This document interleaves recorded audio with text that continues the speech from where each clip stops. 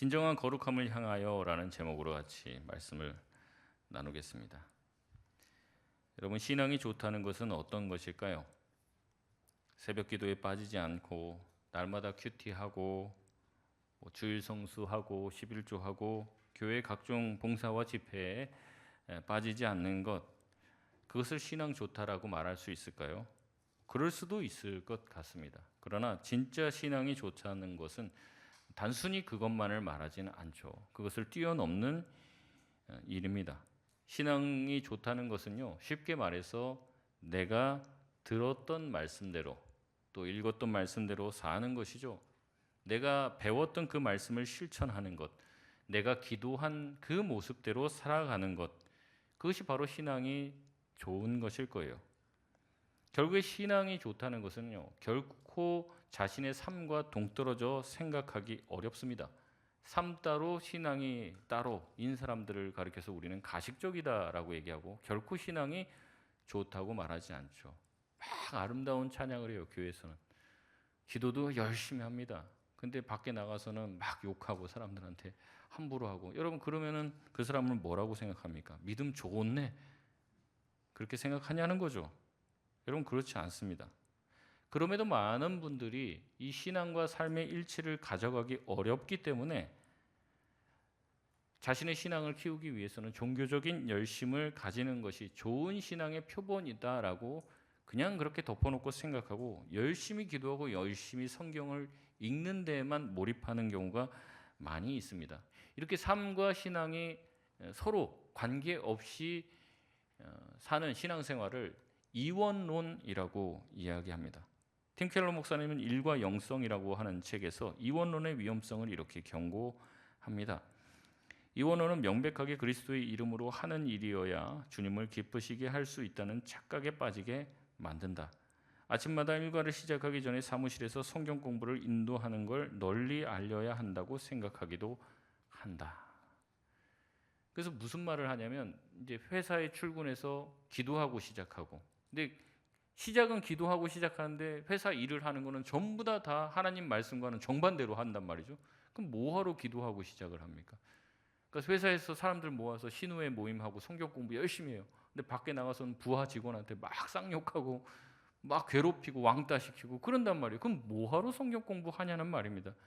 이게 통합이 되어야 된다는 거예요. 자기의 삶과 자기가 믿는 신앙이 하나가 되어야 한다는 거죠.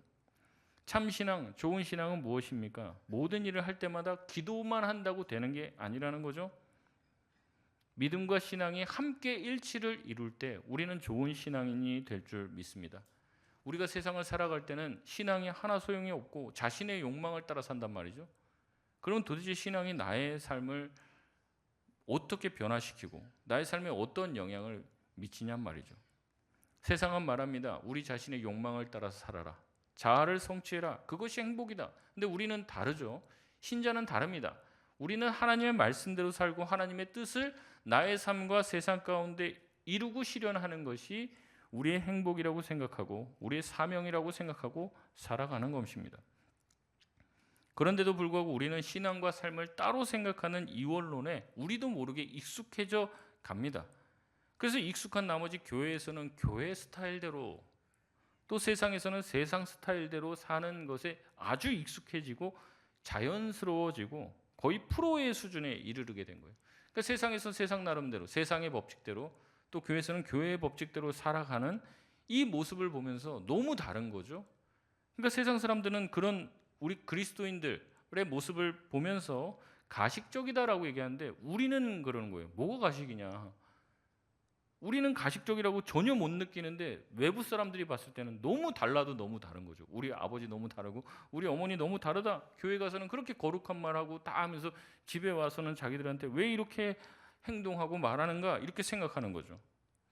여러분, 이런 모습은 우리만의 모습은 아니었습니다. 고린도 교회도 마찬가지였던 것 같아요. 그래서 바울은 오늘 본문 말씀을 통해서 이런 것들이 조화될 수 없다는 얘기를 합니다. 특별히 14절의 첫 번째 대명제와 함께 5가지의 아니오라는 대답이 나오는 질문을 하며 고린도 교인들에게 도전을 합니다. 아니오라는 대답이 나오는 질문은 이렇습니다. 의와 불법이 함께 할 수 있는가? 있어요, 없어요? 없죠. 빛과 어둠이 함께 할 수 있습니까? 없습니다. 그리스도와 우상인 벨리알이 어떻게 조화될 수 있겠으며 믿는 자와 믿지 않는 자가 어떻게 깊은 관계를 가질 수 있겠습니까? 하나님의 성전과 우상이 어떻게 일치될 수 있는가? 우리는 이 질문에 전부 다 no라고 대답을 하게 됩니다.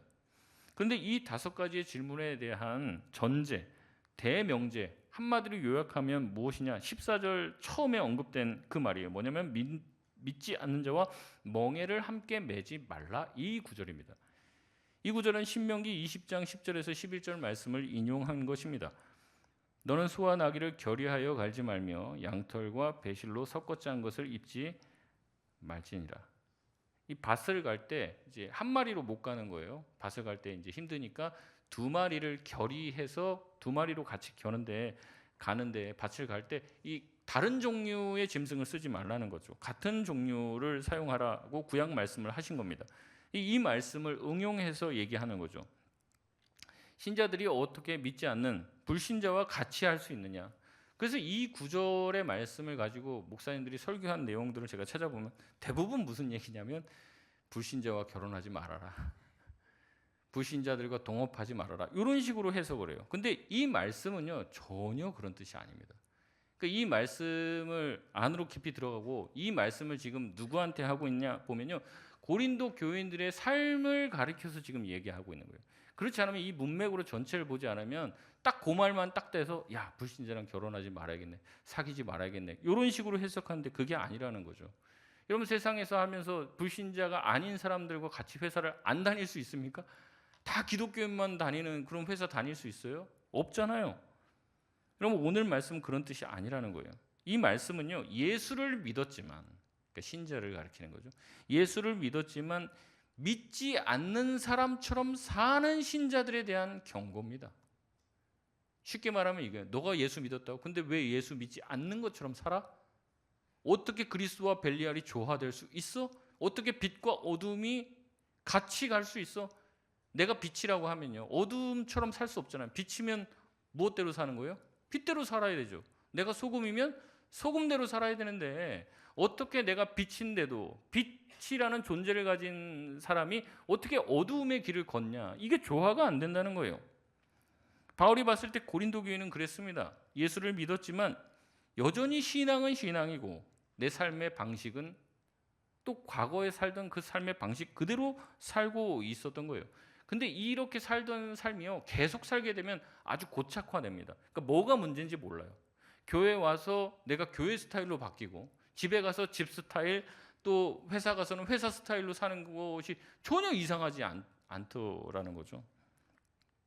이 패턴이 고착화가 되면요, 그리스도인이면서 세상 나가서도 그리스도인답게 살아야 되는데 그렇지 않고 세상에서는 세상의 논리가 있으니까, 세상의 방식이 있으니까 그렇게 살아야지, 안 그러면 살아남을 수가 없어. 요 패턴으로 구분짓는 삶, 이원론적인 삶을 살다 보면요, 그냥 그 삶을 살게 되는 게 아니라 점점 나중에는 어떻게 되냐면 이 세상적인 생각과 방식이 자기의 신앙에도 영향을 미치게 되어 있습니다. 그래서 많은 신학자들이나 목회자들이 현대 한국 교회의 가장 큰 문제가 뭐냐? 그럼 세속화를 얘기하는 거예요. 세속화. 교회가 어떻게 됐다는 거예요? 세상과 똑같아졌다는 거죠. 세상의 방식대로, 세상에서 사는 방식대로 신앙생활을 한다는 거죠. 우리 안에도 그런 부분들이 있습니다. 여러분, 기도를 하면요, 그 기도는 하나님 앞에 우리 마음의 소원을 아뢰고 기도를 통해서 하나님의 마음을 우리가 전수받기 위해서 기도하는 게 우리 기도의 목적일 겁니다. 근데 기도를 하는 목적이 달라요. 뭐냐면 남들보다 더 기도 잘하는 것을 보여주고 싶어서 기도를 합니다. 그러니까 목적이 달라지는 거예요. 교회 일을 하는데도요, 그거는 하나님께서 나에게 주신 은혜 때문에 교회 일을 해야 되는 게 맞잖아요. 근데 그게 아니라 교회 일에도 이 세상적인 논리와 방식이 들어와서 남들보다 내가 더 교회 일을 잘하는 것을 드러내고 싶은 거예요. 그 마음이 자리 잡는다는 겁니다.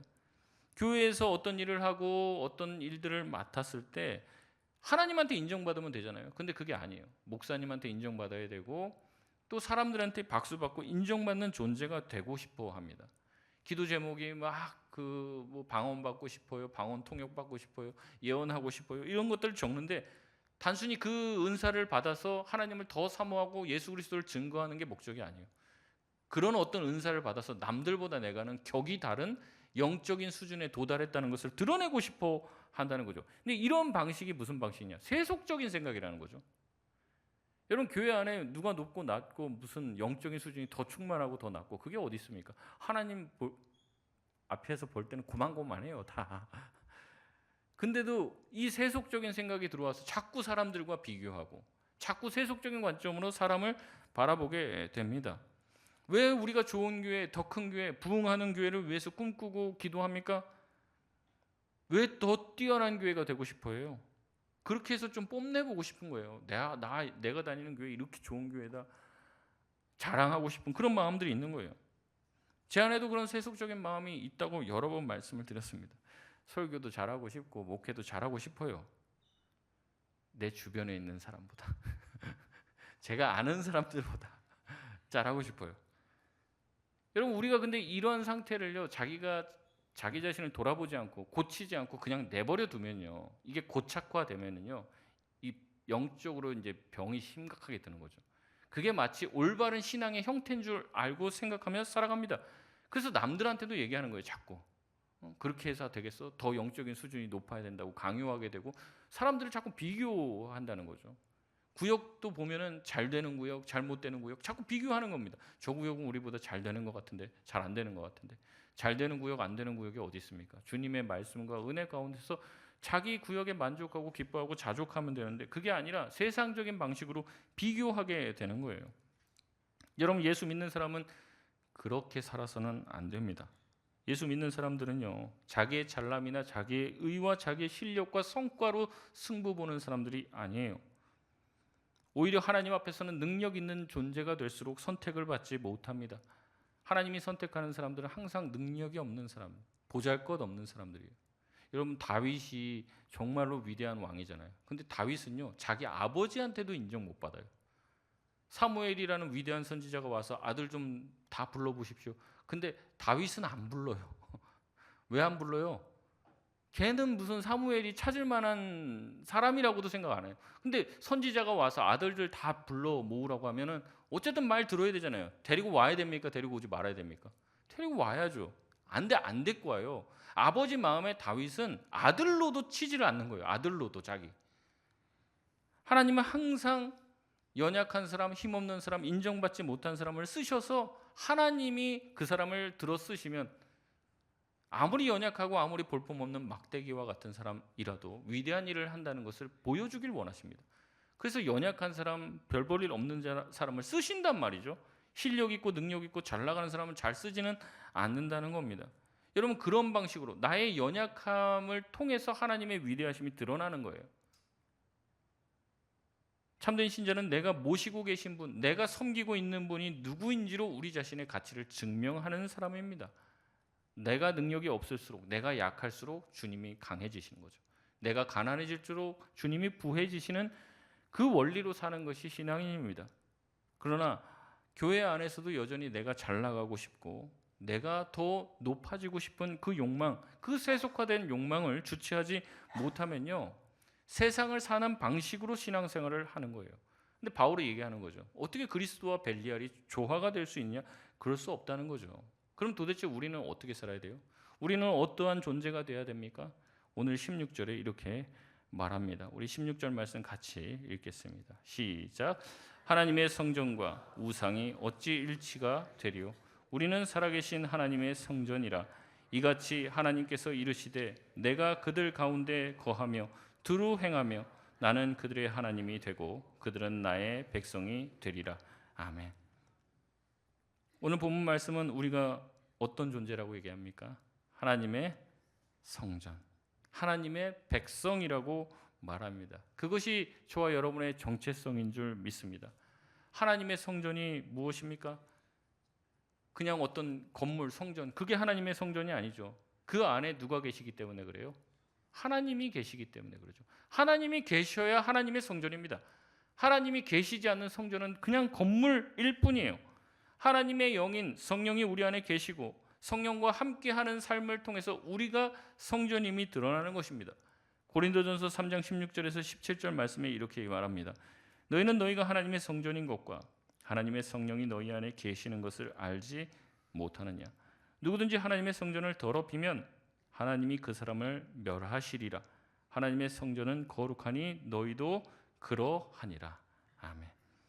하나님은 우리에게 말씀하십니다. 바울을 통해 말씀하시는 거예요. 너희가 하나님의 성전이다. 그러니 하나님의 성전답게 살라는 거예요. 하나님이 함께 하시는 사람의 모습으로 살라는 거예요. 세상에서 믿지 않는 사람들처럼 살지 말고, 성전인데 믿지 않는 사람들처럼 살지 말고 거룩하고 다르게 살라는 거죠.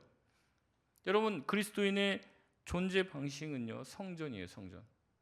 내 안에 함께 하신 하나님이 드러나는 삶을 살아 나가야 한다는 거죠. 내 삶을 통해서 하나님의 살아계심이 드러나야 한다는 것이요. 그게 바로 성전의 삶이죠. 세상의 정신과 세상의 방식대로 살아서는 결코 내 안에 있는 하나님을 드러낼 수가 없습니다. 우리가 신자라고 하면서 우리 안에 하나님이 함께 하시다고 얘기하면서 사는 것이 세상 사람들과 똑같은 세속적인 사랑의 생각에 더럽혀져서 살고 있어요. 그것은 하나님의 성전을 더럽히는 것이라는 거죠. 여전히 내 욕망대로 살고 내 생각대로 살고 세상에서 말하는 그 가치를 쫓아가며 살고 있는 것은 성전인 우리 자신을 더럽히는 것뿐만 아니라 하나님을 모독하는 일이 된다는 겁니다. 우리가 하나님의 성전이라면 하나님이 정말로 함께 하시는 것처럼 살아야 될 줄 믿습니다. 그럼에도 불구하고 우리 안에 있는 죄성이 있어요. 세상 정신이 있어요. 고집이 있어요. 절대 꺾이지 않는 나의 자존심이 있습니다. 이것이 있으니까 내가 하나님의 거룩함을 드러내지 못하고 하나님의 위대함과 다르게 사는 삶을 보여주지 못하고 내 자신도 더럽히고 내 입도 더럽히고 내 삶도 더럽히고 결국에 하나님의 이름에 먹칠을 하게 되는 데까지 이르게 된다는 거죠. 여러분, 오직 하나님의 백성은 다른 어떠한 것 없어도 하나님 한 분으로 충분한 줄 믿습니다. 더 가질 수 있으면 좋죠. 그러나 더 없어도 괜찮습니다. 하나님이 나와 함께 계심이 저와 여러분의 자랑과 기쁨이 되시길 바랍니다. 그렇게 사는 게 세상 사람들과 다른 삶이죠. 세상 사람들은 없어서 막 불행하고 더 가지려고 악착같이 구는데 그리스도인은 아닌 거예요. 주님 한 분만으로 만족해서 조금 손해봐도 괜찮고 조금 자존심 긁히는 일이 생겨도 괜찮고 넘어가고. 근데 세상은 안 그렇잖아요. 그런 일 생기면 어떻게 해요? 바로 법정 가서 고소하고 참지를 못하죠. 여러분, 그거는 세상의 방식입니다. 그리스도인이 그렇게 살아서는 안 된다는 거죠. 예수님을 닮아가는 모습, 성전으로서 그리스도를 믿고 하나님이 함께 하시는 삶을 이 땅에 보여주는 것, 그것이 바로 거룩한 삶입니다. 세상과 구별되는 것이죠. 세상에서 살지만 세상과는 다른 하나님의 말씀을 따라 살고 주님께서 가신 그 길을 걷는 삶, 이것이 바로 우리가 살아야 될 성전으로서의 삶입니다. 그래서 칼빈은 기독교 강요에서 신자의 삶에 대해서 이렇게 말합니다. 구별은 하되 분리시키지 않는다. 그러니까 우리가 세상에서 사는데 세상과 분리되지 말라는 거예요. 세상 안에 있는데 세상 안에서 살면서 어떻게 해요? 구별되게 살아라는 거죠. 구별되게. 여러분, 세상을 향해서 무조건 세상이 악하다 생각하시는 분들이 있어요. 여러분, 그렇지 않습니다. 하나님이 세상을 만들 때는 아름답게 만드셨어요. 세상을 만드시고 하나님은 이렇게 말씀하셨습니다. 보시기에 심히 좋았더라. 하나님이 좋다고 얘기했습니다. 우리가 뭔데 세상이 악하다고 얘기할 수 있겠습니까? 세상은 선하고 좋은 것이에요. 그러나 그 세상이 죄로 인해서 오염되고 그 세상이 돌아가는 그 원리와 사상이 죄로 인해서 파괴된 것이죠. 여러분, 잘 드는 칼이 요리사의 손에 들려지게 되면 아름다운 음식을 만들어내고 멋지게 회가 딱 쳐서 나오겠지만 살인자의 손에 들려지면 그것이 범행의 도구가 되는 거예요. 멋진 배가 만들어졌지만 그 배에 해적들이 올라타고 운전하면 뭐가 되는 거예요? 해적선이 되고 남들 죽이는 일들을 하겠죠. 하지만 구조대원이 올라타서 움직이면은 구조선이 되는 것이요. 사람의 생명을 살리는 배가 되는 것이죠. 세상이 처음 만들어졌을 때는 아름답게 만들어졌지만 세상의 풍조와 세상의 정신으로 인해 악해지게 된 것입니다. 그래서 하나님이 이 세상을 변화시키길 원하시는 거죠. 변화시키기 위해 이 땅에 예수 그리스도를 보내시고 예수님을 통해서 하나님의 백성을 만들어가기 시작하신 거예요. 하나님이 하나님의 아들을 이 땅에 보내신 겁니다. 세상을 벌하고 세상을 없애버리고 세상에서 하나님의 백성을 따로 떼와 다른 곳에서 살라고 하는 게 아니라 하나님 자신이 세상 속에 인카네이션, 이 성육신 하신 것이고, 그리고 세상 안에서 하나님의 백성을 불러 모으시고 다시 세상으로 파송하십니다. 그래서 하나님의 백성은 세상 안에서 삽니다. 세상 안에서 소금과 빛의 역할을 감당하라 명령하시는 것이죠. 다시 말해 세상 안에서 하나님의 원리로 성전으로서 살아가야 되는 것이 우리의 숙명입니다. 마태복음 5장 13절에 이렇게 말합니다. 우리 같이 읽겠습니다. 시작. 너희는 세상의 소금이니 소금이 만일 그 맛을 잃으면 무엇으로 짜게 하리요? 후에는 아무 쓸데 없어 다만 밖에 버려져 사람에게 밟힐 뿐이니라. 아멘. 신자라면 다르게 살아야 합니다. 신자가 하나님이 아닌 세상 정신을 쫓아 산다면 맛을 잃어버린 소금과 같게 되는 거죠. 맛을 잃으면 어떻게 됩니까? 밖에 버려져 사람들에게 밟힐 뿐이라고 얘기합니다. 지금 한국교회의 형편이 그렇게 된 거죠. 맛을 잃은 소금이 되어서 사람들의 입방아에 오르게 되고, 기독교라는 말이 이제는 개독교라고 불려지게 된 작금의 현실은 바로 우리 그리스도인들이 소금의 맛을 잃어버렸기 때문에 그런 것 아닙니까? 세상 사람들이 신자들을 욕하는 것은요, 자신과 달라서 욕하는 게 아닙니다. 자신이랑 똑같아서 욕합니다. 예수 믿어서 좀 다를 줄 알았는데 자기보다 더하면 더했지 더 낫거나 다른 게 아니에요. 똑같아요. 그러니 욕을 하는 거죠. 소금이 맛을 잃은 것입니다. 여러분, 그러나 세상에 발을 딛고 살면서 세상과 동화되지 않고 타협하지 않고 하나님의 말씀대로 성전으로 사는 게 쉽습니까? 어렵습니까? 쉽다는 사람도 조금 있었던 것 같은데 대부분은 어렵죠. 어려운 일입니다. 말씀대로 살아가는 게 어려운 일이에요. 시류라는 게 있어요. 흐름이라는 게 다 이쪽으로 흘러가고 있어요. 근데 나 혼자서 그 강을 거슬러 올라가는 게 쉽냐는 거예요. 다들 좋은 음식, 좋은 집, 좋은 차, 좋은 가방 들고 다니며 돈이 최고인 세상입니다. 그런 흐름이에요. 근데 나만 예수로 만족하고 예수님만 바라보면서 산다는 게 쉬운 일이냐는 거죠. 어렵습니다. 근데 어렵기 때문에 어떠한 일이 발생하냐면 앞에 초도에서 말씀드렸던 이혼론이 더 심해지는 거예요. 이혼론. 교회에서의 삶, 세상에서의 삶, 이게 더 심화됩니다. 심화. 세상에서 거룩하게 살기 힘들어요. 그러니까 교회 안으로 더 숨습니다. 세상에서의 유기는 포기하고 교회, 주일, 예배, 여기서라도 하나님께 더 뭔가 못했던 것을 만회하고 싶은 생각이 드는 거예요. 세상에서 거룩하게 살으라 말씀하셨습니다. 근데 그거는 힘들어요. 못해요. 그래서 일주일 내내 힘들고 실패했습니다. 그러니까 죄송하잖아요. 그러니까 어떻게라도요, 주일이라도 와서 하나님께 목청 터져라 찬양하고 예배하고 기도하고 주일 성수를 목숨과 같이 지키는 거예요. 근데 그게 뭐냐면 그런 형태가 결코 긍정적인 형식으로 나타나는 게 아니라는 거죠. 진정한 거룩은 일주일 내내가 하나님 앞에서 거룩한 삶이어야 되는데 그게 어려우니까 진정한 거룩한 삶을 택하는 게 아니라 쉬운 거룩한 삶을 택하는 거예요. 쉬운 거룩. 그냥 주일 하루, 그래 내가 평소에는 못하니까 그래도 주일날 와서 기도 열심히 해야지, 봉사 열심히 해야지, 찬양 열심히 하고 예배 열심히 드리고 11조하고 헌금하고 뭐 그런 거 해야지, 이렇게 되는 거예요. 그러니까 일주일의 삶과 주일의 삶이 더 형격히 차이가 나는 거예요. 점점 더 달라집니다. 이게 바로 우리의 현실이라는 거죠. 우리 인생의 주인이 예수님이라고 하면 우리의 전날은 예수 그리스도 그분의 뜻을 따라 행해야 할 줄 믿습니다.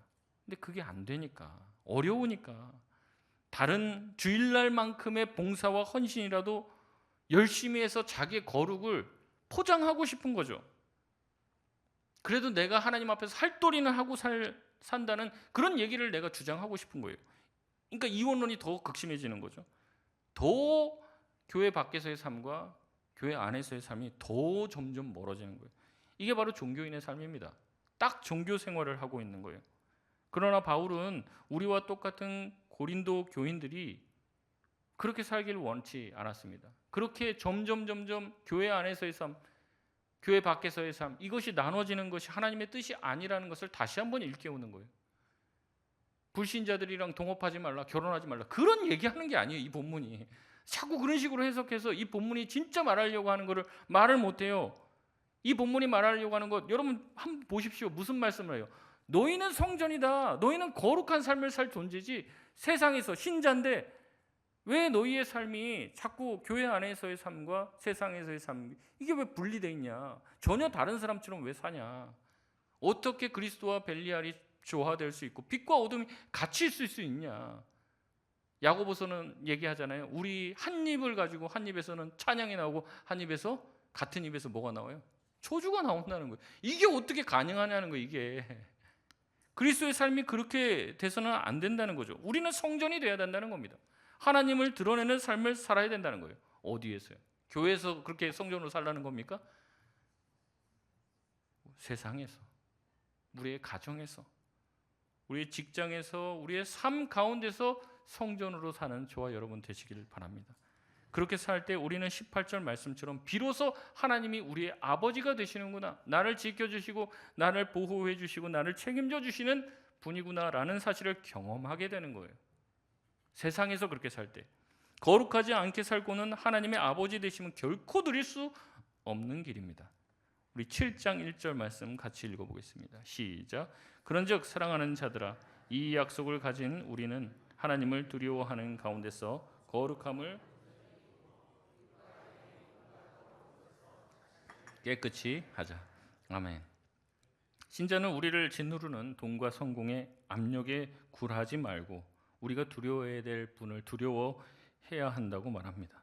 세상은 우리에게 거룩하게 살면 너네 다 굶어 죽어, 그렇게 되면 도태돼, 아니 죽이겠다라고도 얘기합니다. 그러나 우리는 그들을 두려워하지 말고 하나님을 두려워해야 할 줄 믿습니다.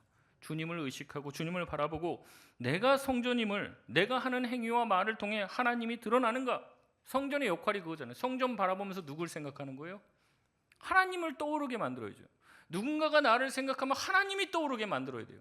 누군가 나를 보면 하나님이 정말로 좋으신 분이고 위대하신 분이구나라는 것을 느껴지게 만들어야 되는데, 그게 아니라 나를 보면서 오히려 하나님 얼굴에 침 뱉고, 아유 제가 다니는 교회는 나는 안 다니겠다, 이런 마음을 들게 한다면 우리가 그 성전을 더럽히고 있는 것이죠. 여러분, 우리의 정체성을 잊지 마시길 바랍니다. 저와 여러분은요, 수준이 돼서가 아니라 저와 여러분은 하나님이 택하신 하나님의 백성이요, 하나님의 성전인 줄 믿습니다. 그렇게 하나님이 우리를 이끄시고 선택하신 것이요. 이렇게 세상 가운데서 거룩하게 사는 것 참으로 어려운 일이죠. 하지만 그런 어려운 삶을 몸소 보이신 분이 바로 예수님이십니다. 예수님께서 이 땅에 오셨을 때는 로마의 권세와 권력이 가장 강력했던 정점에 이르는 시기였습니다. 종교 지도자들이 모든 교권을 틀어주고 있는 상황에서 예수님은 아기의 몸으로 이 땅에 오셨습니다. 그리고 예수님은 하나님을 드러내는 자신이 성전이 된 삶을 사셨죠. 세상 권세들은 성전 대신 예수님을 죽이려고 했습니다. 그래서 결국 예수님을 죽였죠. 그러나 예수님이 세상 권세를 두려워하셨습니까? 아니셨어요. 예수님은 세상 권세를 두려워하지 않고 정말로 두려워할 뿐인 하나님만 두려워하셨습니다. 예수님은 스스로 아무것도 하지 않으시고 오직 하나님 아버지께서 가르치신 대로 행하셨고, 항상 하나님께서 기뻐하시는 일이 무엇인지 생각하며 사셨고, 하나님과 동행하셨습니다. 우리가 걸어야 될 길이, 신자가 걸어야 될 길이 바로 이 예수님의 길인 줄 믿습니다. 세상에서 말씀대로 사는 것 당연히 어렵죠. 참 세상 사는 게 어렵다 느껴지면 잘 살고 계신 겁니다. 세상 사는 게 너무 쉬워요. 내가 마음이 편해요. 세상의 그 논리대로 그냥 사는 게 너무 불편함 하나도 없고 그냥 막 사라져요. 그게 잘못된 삶이죠. 여러분, 우리가 어렵다고 해서 거룩한 삶을 포기해서는 안 됩니다. 우리가 실수하고 넘어질 수도 있어요. 그러나 성경은 말합니다. 다시 한번 너희가 하나님의 성전인 것을 기억하고 거룩한 삶을 다시 한번 시작해라. 포기하지 말아라. 너희는 하나님의 백성이고 자녀이며 너희는 하나님을 예배하는 자다. 너희를 통해 하나님의 영광 받으신다. 이것을 기억하라는 거죠. 우리가 어디에서 성전이 돼야 됩니까? 우리의 가정에서, 우리의 직장에서, 우리의 삶의 전 영역에서 우리가 성전됨을 드러낼 수 있는 저와 여러분 되시길 바랍니다. 말씀을 마치겠습니다. 세상은 우리로 하여금 하나님의 말씀대로 살지 못하도록 괴롭힙니다. 그래서 우리는 그렇게 살기 어려워 자꾸 이분법적인 삶을 살게 돼요.